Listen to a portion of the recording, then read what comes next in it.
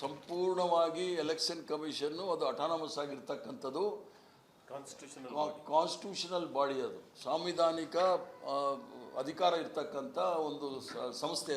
ಅದಕ್ಕೆ ಯಾರೂ ಸಹ ದುರುಪಯೋಗ ಪಡಿಸ್ಲಿಕ್ಕೆ ಆಗೋದಿಲ್ಲ. ಯಾಕಂದರೆ ಇಡೀ ದೇಶದಲ್ಲಿ ಇವರು ದುರುಪಯೋಗ ಪಡಿಸ್ಕೊಂಡು ಇಲ್ಲೂ ಸಹ ಅದನ್ನು ಮಾಡೋಕ್ಕೆ ಹೋಗ್ತಾರೆ. ಕರ್ನಾಟಕ ರಾಜ್ಯದನ್ನು ಜನ ಮತ್ತು ರಾಜಕಾರಣದಲ್ಲಿ ಇರ್ತಕ್ಕಂಥ BJP ಒಂದು ಬಿಟ್ಟರು, ಜನತಾದಳ ಬಿಟ್ಟರೆ ಬಾಕಿ ಎಲ್ಲ ರಾಜಕೀಯ ಪಕ್ಷಗಳು ಲಾ ಅಬೈಡಿಂಗ್ ಸಿಟಿಸನ್ಸು, ಕಾನೂನಿನ ಚೌಕಟ್ಟಿನಲ್ಲಿ ನಡೀತಕ್ಕಂಥವ್ರು. ಆದ್ದರಿಂದ ಇವರು ಸುಳ್ಳು ಆರೋಪಗಳನ್ನ ಮಾಡಿ ಅಧಿಕಾರವನ್ನು ಹಿಡಿಯಲಿಕ್ಕೆ ಪ್ರಯತ್ನ ಮಾಡ್ತಾ ಇದ್ದಾರೆ, ಸಂವಿಧಾನವನ್ನು ಬುಡಮೇಲು ಮಾಡಲಿಕ್ಕೆ ಪ್ರಯತ್ನ ಮಾಡ್ತಾ ಇದ್ದಾರೆ. ಇದರ ವಿರುದ್ಧ ನಾವೆಲ್ಲರೂ ಸಹ ಇದ್ದೇವೆ.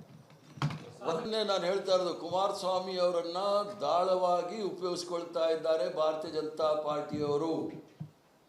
ಅವ್ರಿಗೆ ಬೇಕಾದಾಗ ದೊಡ್ಡಗೌಡರಿಗೆ ತಗೊಂಡೋಗಿ ರಾಜ್ಯಸಭಾ ಮಾಡಿ ಆವಾಗ ಕಾಂಗ್ರೆಸ್ ಪಕ್ಷದವ್ರು ಮಾಡಿದ್ದು.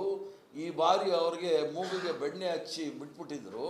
ಆದ್ದರಿಂದ ಕುಮಾರಸ್ವಾಮಿ ಅವರು ಸ್ವಲ್ಪ ಹಿಂದಿನ ಇತಿಹಾಸ ನೋಡಿದ್ರೆ ಚೆನ್ನಾಗಿ ಗೊತ್ತಾಗುತ್ತೆ. ಭಾರತೀಯ ಜನತಾ ಪಾರ್ಟಿ ಇನ್ನು ಸ್ವಲ್ಪ ದಿವಸದಲ್ಲಿ JDSನ ಒಡೆಯೋದು ಅಥವಾ ಮುಗಿಸೋದು ಕೆಲಸ ಮಾಡ್ತಾರೆ. ಆವಾಗ ಅವ್ರಿಗೇನಾದರೂ ರಕ್ಷಣೆ ಕೊಡಬೇಕಾದ್ರೆ ನಾವೇ ಕೊಡಬೇಕು. ಯಾಕಂದರೆ ಸೋನಿಯಾ ಗಾಂಧಿಯವರು ತೃಣಮೂಲ್ ಕಾಂಗ್ರೆಸ್ ಅವ್ರಿಗೂ ರಕ್ಷಣೆ ಕೊಡ್ತಾ ಇದ್ದಾರೆ, ಆಮ್ ಆದ್ಮಿ ಪಾರ್ಟಿಗೂ ರಕ್ಷಣೆ ಕೊಟ್ಟರು.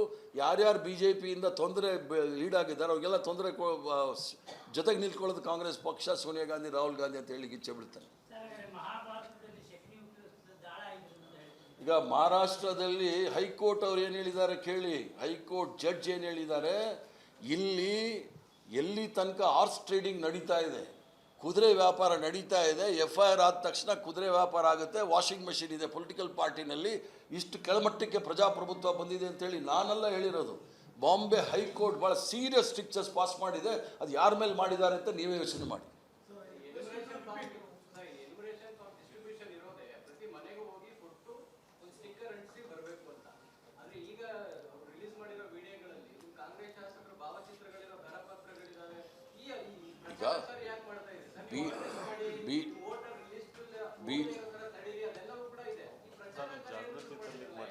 ಮತದಾರರಿಗೆ ಜಾಗೃತಿ ತರಿಸಲಿಕ್ಕೆ ಮಾಡಬೇಕು.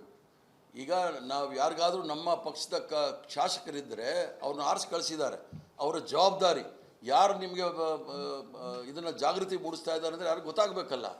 ಅದನ್ನು ಕಾನೂನು ಬಾಹಿರ ಏನಲ್ಲ. ನಾವು ಜಾಗೃತಿ ಮೂಡಿಸ್ತಕ್ಕಂಥ ಕೆಲಸ, ಎನ್ಯುಮರೇಷನ್ ಫಾರಮ್ ನೀವು ಫಿಲ್ ಮಾಡಬೇಕು ಅಂತೇಳಿ. ಈ SIR ಅಂತ ಯಾಕೆ ತಂದರು? SIR ತಂದಿರೋದೇ ಗೊಂದಲ ಸೃಷ್ಟಿ ಮಾಡಲಿಕ್ಕೆ, ಮತಪಟ್ಟಿಯನ್ನು ಪರಿಷ್ಕರಣೆ ಮಾಡಲಿಕ್ಕೆ. ಅದು ವಿಶೇಷ ಸಮಗ್ರ ಪರಿಷ್ಕರಣ ಅಂತ ಬೇರೆ ಹೇಳಿದ್ದಾರೆ. ಅಂದರೆ 11 ಡಾಕ್ಯುಮೆಂಟ್ಸ್ ಕೇಳಿದ್ದಾರೆ. ದೇಶದ ಪ್ರಧಾನಮಂತ್ರಿಯಲ್ಲೇ ಡಾಕ್ಯುಮೆಂಟ್ ಇಲ್ಲ, ಸರ್ಟಿಫಿಕೇಟ್ ಇಲ್ಲ, ಡಿಗ್ರಿ ಸರ್ಟಿಫಿಕೇಟ್ ಇಲ್ಲ. ಬಡ ಗುಡಿಸಲಲ್ಲಿದ್ದವನಿಗೆ ಯಾವ ಸರ್ಟಿಫಿಕೇಟ್ ಕೇಳ್ತಾರೆ ನೀವು?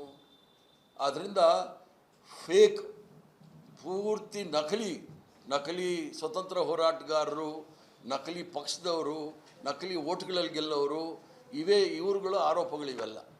ಧನ್ಯವಾದಗಳು, ನಮಸ್ಕಾರ.